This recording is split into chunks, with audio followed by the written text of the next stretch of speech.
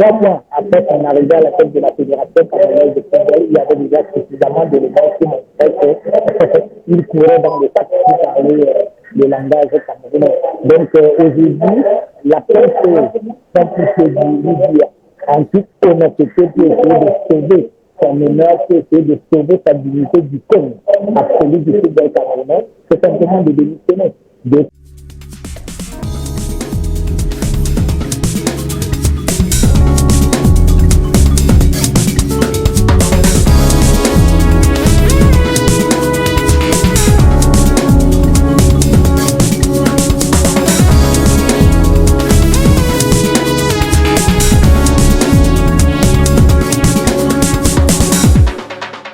Le sport au Cameroun est en proie à une véritable crise entre la FEDEF et le ministère des Sports et de l'Éducation physique.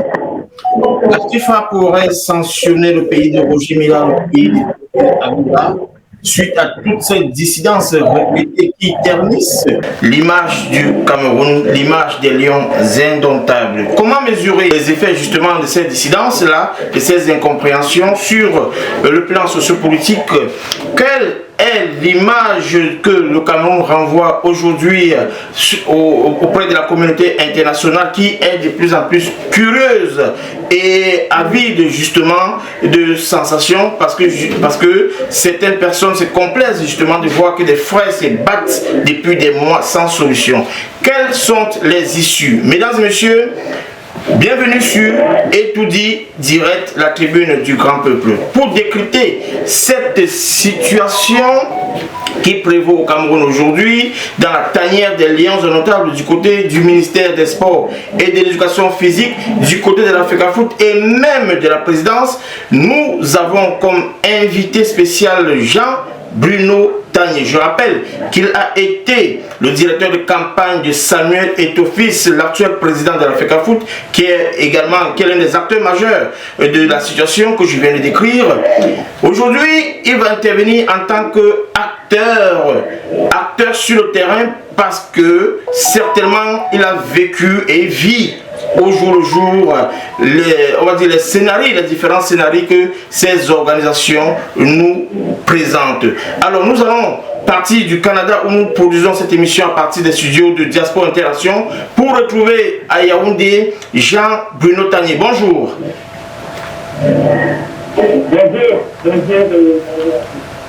Merci de vous prêter à cet exercice d'explication sur Diaspora Interaction, Afrique Love Media et sur Etoudi Direct. Alors, Jean-Bruno Tagné avec vous, et pour éclairer davantage la lanterne de ceux qui entendent parler de cette situation mais qui n'ont pas encore tous les contours de la situation, pouvez-vous nous recoller un peu les morceaux? On sait que tout commence le 2 avril lorsqu'une correspondance annonce la nomination d'un du staff des liens notamment par le ministère des Sports et de l'Éducation physique. Et depuis ce jour-là, à ce jour, il y a eu des rebondissements dont vous allez certainement nous décrire quelques éléments. Effectivement, tout commence par le ministre des Sports. Et donc, après la nomination de ce staff-là, la Fédération camerounaise de football, voix de son président, a contesté le choix du staff par le sélectionneur et son pouvoir. Les membres de l'encadrement technique, administratif et médical des Lions indomptables. Et donc, à partir de là, Samuel Eto'o va décider de rentrer dans une forme de résistance pour rentrer dans ce qu'il considère comme son droit, c'est-à-dire qu'il considère que le choix de l'encadrement technique, administratif et médical de l'équipe nationale est de la responsabilité exclusive de la fédération et qu'elle n'entend pas partager cette responsabilité-là avec quelques institutions que ce soit. Donc, c'est un peu de là que notre prise et de son côté, le gouvernement, à travers le ministre des Sports, a décidé de ne pas reculer. Et donc, il y a eu un gros bras de fer entre le ministère des Sports et la Fédération camerounaise de football. Et aujourd'hui, les Lions indomptables font en stage à Yaoundé et ils sont conduits par le sélectionneur qui a été nommé par le gouvernement et par l'encadrement qui a également été nommé par le gouvernement. Ce qui ne signifie pas pour autant que la CECAFIP a abandonné, non. Samuel Eto'o continue de mener son combat pour que son autorité, dit-il, soit reconnue dans le choix de l'encadrement communiste de l'Oriental. Alors, Jean-Bruno Tanier, c'est vrai que nous allons nous excuser quand même auprès de nos téléspectateurs pour la qualité de son qui n'est pas forcément au top, mais nous espérons pouvoir tirer le meilleur de cette communication avec Jean-Bruno Tanier. Alors, Samuel Eto'o résiste. Est-ce que selon vous, il y a une issue qui pourrait être positive et favorable face à cette résistance de Samuel? C'est très très difficile de pouvoir dire avec exactitude ce qui va se passer d'ici à samedi, parce que nous vivons le football camerounais vit en ce moment les jours les plus longs de son histoire. Nous sommes mardi, d'ici à samedi, beaucoup de choses pourraient encore se passer, mais il faut sûr. Ce qu'on observe pour l'instant, c'est que le gouvernement ou alors le ministère des Sports pour l'instant tient la main parce que les non-avantages sont en plein stage menés par les équipes qui ont été menées par le ministre des Sports. Ce qui ne signifie pas pour autant que le match soit déjà plié. Donc, d'ici à samedi, il est possible qu'il y ait encore des rebondissements spectaculaires comme il y en a énormément depuis le début de cette crise. Oui, et depuis justement que cette crise a commencé, vous êtes témoin de tous ces rebondissements spectaculaires. Il y en a eu du côté de Tinga au siège de la FECAFOOT ce jour où justement on a manqué de près un autre coup de tête magistral de Samuel sur l'entraîneur. Et puis il y a eu également cette situation où Hilton dimanche. Vous avez été là certainement. Est-ce que vous pouvez nous décrire non seulement ce qui s'est vraiment passé et bien évidemment nous donner votre point de vue, votre lecture de ce que vous faites de toutes ces situations-là? Je ne peux pas dire plus que ce que tout le monde a vu, c'est-à-dire des images surréalistes de cette altercation entre le président de la Fédération camerounaise de football et un ministère du sport, ainsi que l'entraîneur des Lions Indomptables, le sélectionneur des Lions Indomptables, M. Marc Bruce. Donc une scène assez surréaliste quand même, qui a fait le tour du monde. Alors vous me demandez mon commentaire sur ce qui s'est passé. Ben, écoutez, c'est simplement ridicule.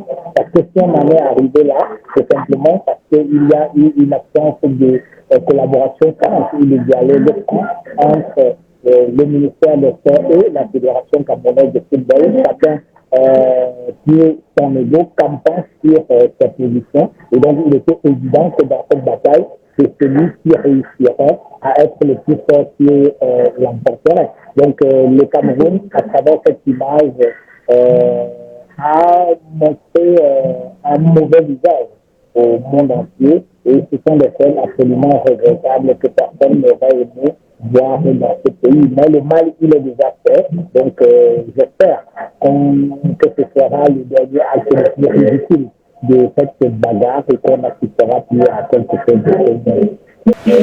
Alors, je rappelle à nos téléspectateurs que Jean-Bruno Tanier est l'auteur de l'ouvrage Programmé pour échouer et également de l'ouvrage L'ANAC qui se vend comme des petits bouts de pain en ce moment partout sur la planète. Alors, nous imaginons que vous avez là suffisamment, vous avez réuni suffisamment d'éléments pour nous produire un autre chef d'œuvre. Mais avant d'y arriver, Jean-Bruno Tanier, vous avez été au départ de l'action. Lorsque vous souteniez la campagne de Samuel Eto'o en scandant haut et fort ce slogan qui reste encore dans nos mémoires, donner au football camerounais toute sa grandeur. Est-ce qu'aujourd'hui, nous sommes sur la trajectoire de cette grandeur-là? Qu'est-ce qui s'est passé en ce temps et quelle est votre position actuelle? Est-ce que, en quittant la barque de Samuel Eto'o, plus tôt comme vous l'aviez fait, est-ce qu'on peut se dire que vous aviez pressenti les choses de Jean-Bruno Tanier? Je ne voudrais pas paraître prétentieux pour dire oui, je savais que ça allait mal se terminer, je suis parti.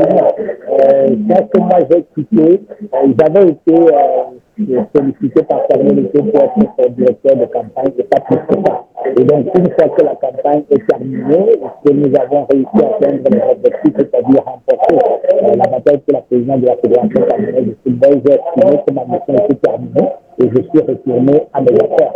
Donc maintenant, je devenais un observateur libre, indépendant de ce qui se passe à la Fédération camerounaise de football. Et je m'étais promis que s'il y a des choses qui sont bien, je serai là pour l'applaudir. Si malheureusement, si le début de ce qu'il a promis au Camerounais, je me sentirais interpellé comme faisant partie du truc qui ont vendu les rêves au Camerounais. Et donc, je vais démarrer la posture avec la même détermination que j'avais mise dans les soutiens de sa candidature. Donc, c'est un peu dans cet état d'esprit là que j'étais. Quand je suis allé être directeur de campagne, ce n'était pas pour parce que ma vie, c'était uniquement pour la campagne. Et une fois que la campagne s'est passée, je me suis retiré.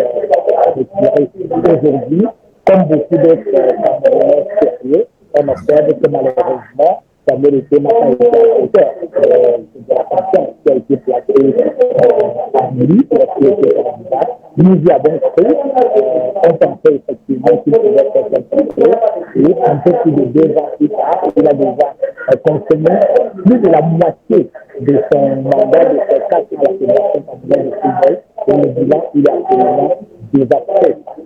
Quand on regarde les résultats jusqu'à présent, ils sont indigents. On regarde même sa tenue en tant que président, on se rend compte que malheureusement, il a du mal à incarner sa fonction de président. On a l'impression, et comme je l'ai dit dans mon livre, jusqu'à présent, Samuel Eto'o n'a pas réussi à s'exécuter de son costume de président. Il est resté le joueur de foot. Quand vous regardez même l'altercation entre lui et Malgré, ça ressemble aux images qu'on voit souvent sur le terrain de football, où un joueur va affronter la vie, où un joueur adresse un coéquipier. Bref, il a été élu président en 2023, mais son subconscient est toujours celui du joueur de football, et c'est absolument regrettable. Ah oui, Jacques Bruno, en supposant que le président de l'Africa Foot soit à l'écoute de cette émission, vous avez été proche de lui. Il peut certainement avoir une écoute active si aujourd'hui vous le parlez, même via Eto'o Direct. Alors, que lui direz-vous aujourd'hui? Quel conseil pourriez-vous donner à Samuel Eto'o, le président de l'Africa Foot, en ce moment où nous sommes dans un tourbillon infernal qui n'annonce pas de belles couleurs pour la suite?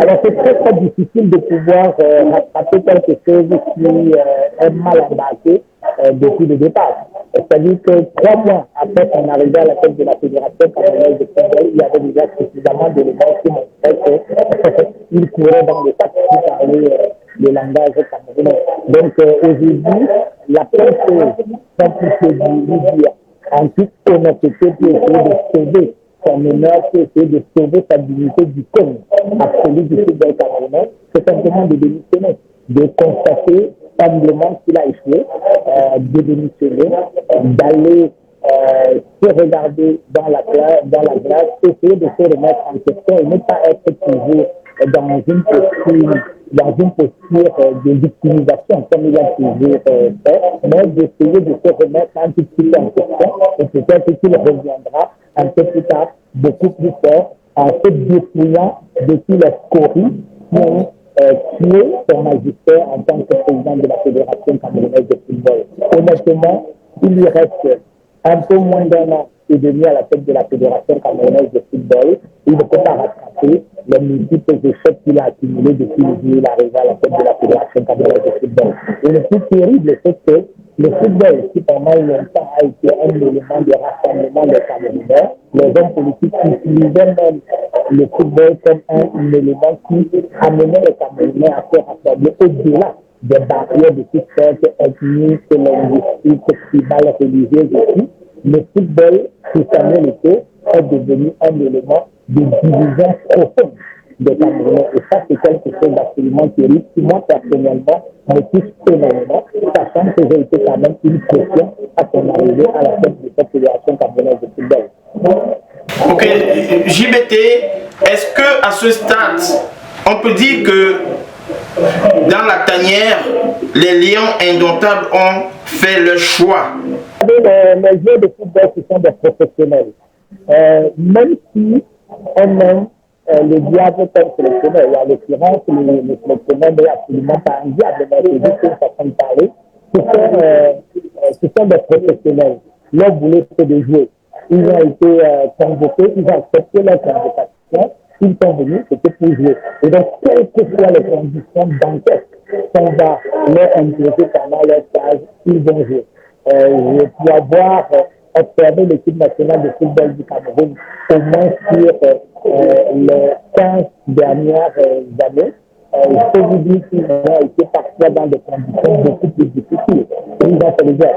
Donc, c'est leur métier, c'est leur travail. Ne comptez pas sur eux pour lever le pied, absolument pas. Je pense que dans une carrière de footballeur, on voit parfois des conditions beaucoup plus difficiles. Il y a des fois où vous jouez devant un public hostile, qui vous lance des projectiles. Voilà, donc, heureusement, jusqu'à présent, il n'y a que ça, il n'y a que des petites batailles de dos entre les dirigeants. Ça ne me concerne pas. C'est un peu comme si vous demandiez à un soldat qui va défendre son pays de tenir compte des humeurs des hommes politiques. Non, ça, ce n'est pas leur job. Leur job, c'est de jouer. Et je pense que depuis hier, ils ont commencé leur stage proprement dit, et les informations qui me viennent de la carrière disent que l'alliance elle est très très bonne. On sent une volonté d'en découdre d'ici samedi prochain. Alors, disons que les anciens lions ne nous ont pas beaucoup habitués à des prises de parole chaque fois qu'il y avait une situation critique. Hein. Le seul qui prenait encore la parole régulièrement, il y en a quelques-uns. Joseph Antoine Bell, on connaît déjà sa position, il a été suffisamment clair sur le magistère de l'État à la tête de la Fédération camerounaise de football. Il a dit sa position à plusieurs reprises et de manière suffisamment courageuse pour être entendue par tout le monde. Donc, sa position est inconnue, il ne se cache pas pour leur donner, et c'est tant mieux. Celui qui avait l'habitude également de livrer, chaque fois qu'il y avait des problèmes au sein de l'équipe nationale de football du Cameroun, c'est Roger Mila. Mais aujourd'hui, ses accointances très poussées avec Samuel Eto'o l'ont délégitimé pour pouvoir dire une parole. Il aurait pu être une espèce d'autorité morale pour le football camerounais chaque fois les choses se passent mal. C'est-à-dire que, effectivement, quand on pense la légende de Roger Mila, et une fois qu'il a ouvert la bouche pour dire quelque chose, on considère que c'est pareil de danger. Mais ces acquaintances avec Samuel Eto'o, qui sont d'intérêt égoïste, ont suffisamment permis son image et tuer sa parole qui est aujourd'hui représentée. Donc, et pour les anciens, les autres lions, très peu s'expriment publiquement, d'abord parce qu'il y a plein de couloirs là-dedans, plein de gens qui ne sont pas courageux que les autres, pour beaucoup, et certains qui se disent, bon, à quoi ça sert de s'exprimer dans cette affaire. Donc, il y a comme une espèce de lâchage de la part de ces anciens lions, pour plusieurs raisons. Il y en a qui, tout simplement par lâcheté, depuis les façons ils ne s'expriment jamais, ils se font rester tranquilles bien sagement dans leur place. Il y en a qui ont des relations un peu poussées qui fait que leur parole ne sera pas objective et ils préfèrent se taire. Donc, voilà un peu la situation aujourd'hui. Voilà, Jean-Bruno Tanier, merci de rester encore avec nous pour les dernières minutes d'étude direct. Alors, vous êtes dans la tanière en ce moment, vous êtes au Cameroun en ce moment, vous n'êtes pas loin de ces lions et notables qui ont commencé les entraînements. Dans quel état d'esprit se trouvent les Camerounais en ce moment où on prépare cette rencontre importante contre le Cap-Vert le 8 juin prochain?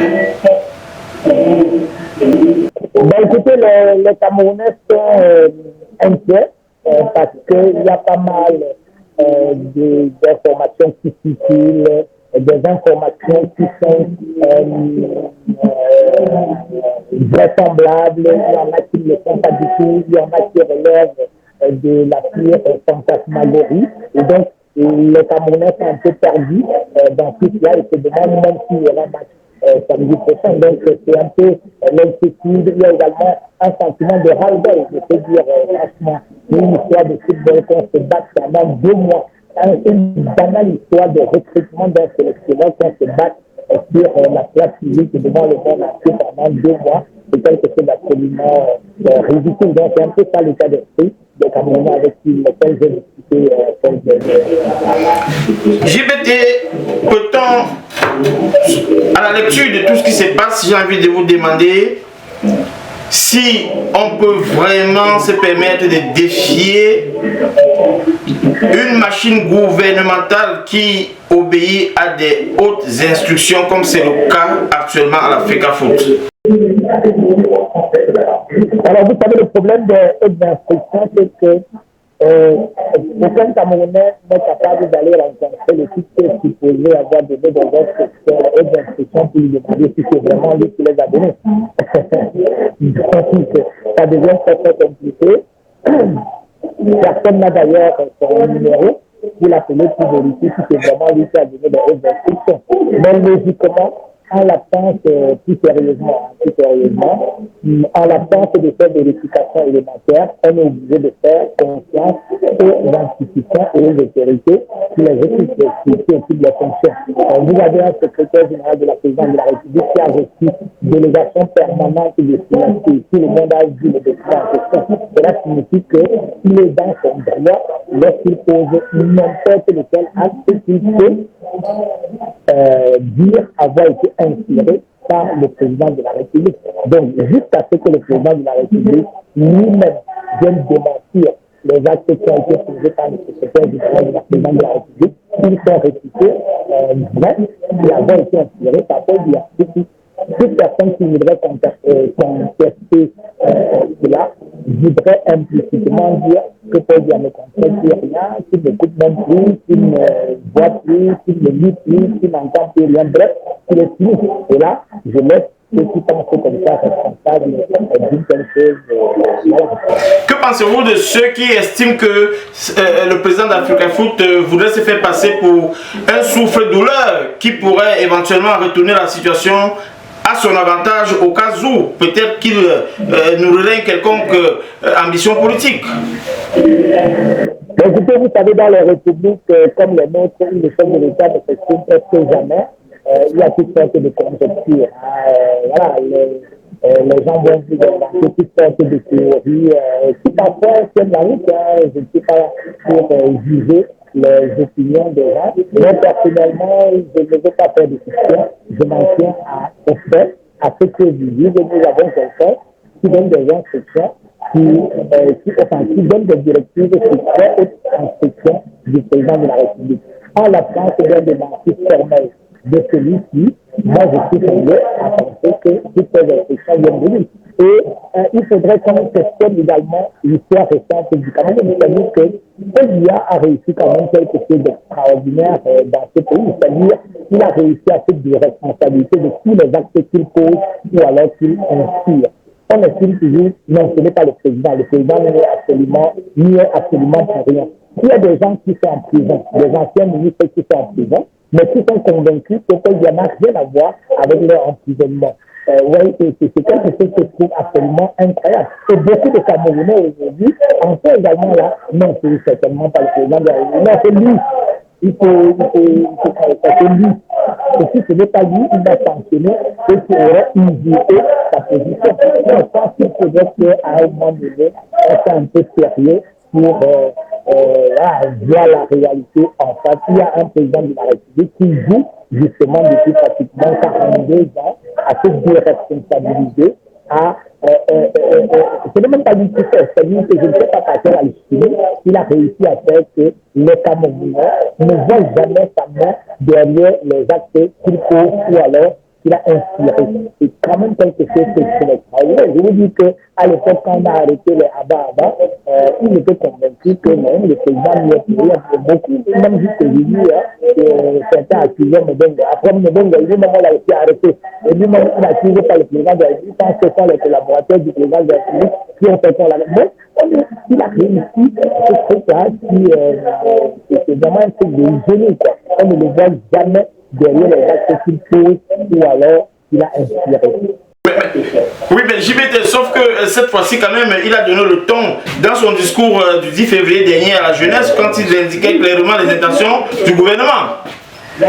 Dans son discours, nous l'avons tous écouté, mais il y a quand même des artistes qui réussissent à vous dire que non, même comme il a dit qu'il a donné des instructions au gouvernement et au ministre des Sports de mettre de l'aide là-dedans, il n'a pas dit de choisir Malgré. Il n'a pas dit de choisir Banlé. comme si Paul Biya devait descendre de son trône de président de la République qui l'occupe depuis plus de 40 ans, presque un demi-siècle, pour venir dire, mettez dans l'homme, enlevez dans l'homme, mettez plutôt, je sais pas moi, épinglez. Parce qu'un président de la République ne s'occupe pas de ce genre de détails. Et ceux qui attendent qu'il fasse un autre discours, qui dit non, c'est parce qu'il a dit, mais il se trompe évidemment. Il a donné une instruction claire, tout le monde l'a écouté, et après, si ses collaborateurs sont incompétents, ne sont pas capables de faire ce que le président leur a dit, ben, il va en tirer les conséquences. Il va tirer les conséquences qui s'imposent. C'est ça que j'ai venu expliquer tout à l'heure. C'est quand même extraordinaire. Si il n'y avait pas eu ce discours du 10 février, alors nous tous, on serait dans le doute en ce qui concerne les très hautes instructions du président de la République. Ce qu'il a dit dans un discours public, mais jusque-là, il y a quand même des trucs qui disent que non, ce n'est pas exactement ce qu'il a dit. Il n'a pas dit d'aller mener dans l'autre. Alors que l'acte du ministre des Sports, et c'est là où moi, comme dit, qui avait déjà été désavoué une première fois avec la nomination de Rigobert Song, quand il avait décidé de maintenir Conceição, Samuel Eto'o a réussi à manœuvrer à la présidence de la République pour obtenir le limogeage de Conceição et nommer Rigobert Song. Et c'était toujours de très hautes instructions. À l'époque, ce n'était pas mauvais parce que ça lui profitait à Samuel Eto'o. Et cette fois, moi, le comité s'est entouré de toutes les précautions possibles. Moi, je lis avec beaucoup d'attention toutes ces choses. On a dit, c'est très haute instruction du président de la République, répercuté par une correspondante numéro tant du secrétaire général de la présidence de la République. Nous proposons. Donc, moi, le comité a d'abord envoyé cette proposition de nomination au secrétaire général de la présidence de la République pour la très haute information du chef de l'État. Le secrétaire général reçoit, il regarde, il dit que le chef de l'État a marqué son accord. Allez-y, vous pouvez le nommer. De quoi parlons-nous? Si le secrétaire général, si tous les conseillers techniques qui à la présidence avaient trouvé que le nom de Banlok fait problème, il lui aurait dit, je suppose que c'est quand même aussi des gens qui de temps en temps lisent les journaux, regardent la télévision, lisent même des livres pour savoir la nature des relations qu'il y avait entre Banlok et Samuel Eto'o. Donc souvent ils mettaient ce nom-là, ça veut dire que c'était un bon choix pour eux. C'est tout. Et il paraît que c'est un choix qui dérange vraiment parce que le président de la FECAFOOT, à un moment donné, a quand même, on va dire, baissé la garde, a donné l'impression qu'il voulait laisser faire les choses. Sauf que le cas justement de M. Benjamin Banlok dérange. Vous qui connaissez les deux acteurs et qui avez été au milieu d'eux, parce qu'on se souvient bien qu'au moment où le président de la FECAFOOT se lance pour sa campagne, c'est M. Banlok Benjamin qui était secrétaire général de la FECAFOOT. Et après la session de Samuel Eto'o à la présidence de la FECAFOOT, ce dernier a été limogé. Aujourd'hui, il revient. Pourquoi le cas Banlok spécialement fait problème? Banlok n'a jamais été limogé de la Fédération camerounaise de football. Il faut le préciser. Il a démissionné. Et il a d'ailleurs publié une lettre de démission très très claire, lettre dans laquelle il expliquait les raisons pour lesquelles il a démissionné. Alors, je ne vois pas pourquoi le cas de Banlok devrait déranger. Là encore, on est dans des petits égos et une haine personnelle d'un individu. Pourquoi Banlok serait-il condamné éternellement à ne plus jamais occuper une fonction dans le football camerounais tant que Samuel Eto'o est en vie? Pourquoi? Ce n'est pas le football du Samuel Eto'o, ce pays n'est pas sa propriété, heureusement. Donc, je ne vois pas pourquoi le nom de Banlok devait déranger. Il a travaillé avec Samuel Eto'o, il s'est appliqué, il a donné ce qu'il pouvait. À un moment donné, il n'en pouvait plus, il a démissionné, et c'est son droit. Au nom de quoi il ne devrait plus jamais être nommé à une fonction dans le football au Cameroun parce que Samuel Eto'o le considérerait comme un ennemi. Non, mais est-ce que les gens se rendent même compte de ce qu'ils sont en train de dire? C'est-à-dire qu'une fois que vous avez un individu, il estime que désormais, vous êtes condamné à ne plus jamais occuper de poste dans le domaine de l'élection. Le football camerounais n'appartient pas à Samuel Eto'o, il appartient à tous les Camerounais, y compris dans les qui a le droit d'occuper n'importe quelle fonction. Si demain, ils se sentent capables de diriger la Fédération camerounaise de football, il ne va pas reculer au motif que non, comme il aurait des problèmes avec Samuel Eto'o, non, mais il faut arrêter ce délire-là. Si demain, le président Paul Biya décide même de le nommer ministre des Sports, eh bien, il en fait ainsi. Si le Camerounais, il mérite comme n'importe quel Camerounais d'occuper n'importe quelle fonction. Donc cette petite vengeance à la petite semaine, vraiment un truc de quartier là, on n'en a pas besoin au Cameroun. Il a travaillé avec lui, ça n'a pas marché, il a démissionné, et donc il peut revenir occuper des fonctions dans le football camerounais qui n'est la propriété ni la sauvegarder de personne. Et c'est peut-être justement cette fonction qui dérange les JBT. Coordonnateur des sélections nationales, avec nos téléspectateurs, on a un peu envie de décrypter ça. Ça renvoie à quoi exactement? Est-ce que ça fait de lui un très proche collaborateur de Samuel Eto'o? Quelles sont ses prérogatives en tant que tel? De la prérogative de Samuel Eto'o, c'est simplement d'essayer de récupérer le poste de coordonnateur des sélections nationales, qui évidemment est un poste juste. Parce qu'il faudrait que les gens sachent que la plus grosse bataille de Samuel Eto'o, ce n'est même pas le sélectionneur, ce n'est pas tous les autres postes. Si on lui donnait ne serait-ce que le poste de coordinateur de sélection nationale, il abandonnerait tout le combat, il faut le savoir. Parce que c'est à ce poste-là qu'on gère malheureusement l'argent. C'est le coordinateur des sélections nationales qui organise tout. Location des hôtels. Et dans la République des surfacturations, vous savez ce que ça veut dire quand on vous confie un tel poste, surtout avec la Fédération camerounaise de football qui n'a pas montré beaucoup d'exemplarité en matière de gouvernance sur les 2 dernières années. Donc c'est essentiellement pour des questions d'achèvement alimentaire et financier que les gens sont en train de se battre. Donc le coordinateur des sélections nationales, vous disait, celui-ci réserve les hôtels, loue les avions ou alors réserve les billets d'avion, organise des voyages. Bref, il a cheville la cheville ouvrière de l'organisation matérielle et logistique de tous les regroupements de liens amicales, de tous les voyages de liens amicales. C'est un poste essentiel, surtout parce qu'il manipule un peu d'argent. Voilà. Mais il faut dire les choses de manière aussi froide que instinctive. JBT, merci beaucoup. Je pense qu'avec vous, nous avons suffisamment appris. Est-ce qu'on vous attend à un prochain ouvrage sur cette situation pour éclairer, pour informer les générations à venir sur cette crise qui, aujourd'hui, est présentée comme l'une des plus grandes crises de JBT? Écoutez, moi, ce n'est pas aujourd'hui que je vais changer mes habitudes. Je n'annonce jamais de livre. Je n'ai jamais annoncé que je vais écrire un livre sur quelque chose de long. Je travaille en général dans le secret, je fais ce que j'ai à faire, et mes livres ne sont jamais commandés par la clameur populaire. Donc moi j'écris quand je me sens inspiré par un sujet, c'est-à-dire que essentiel, c'est jamais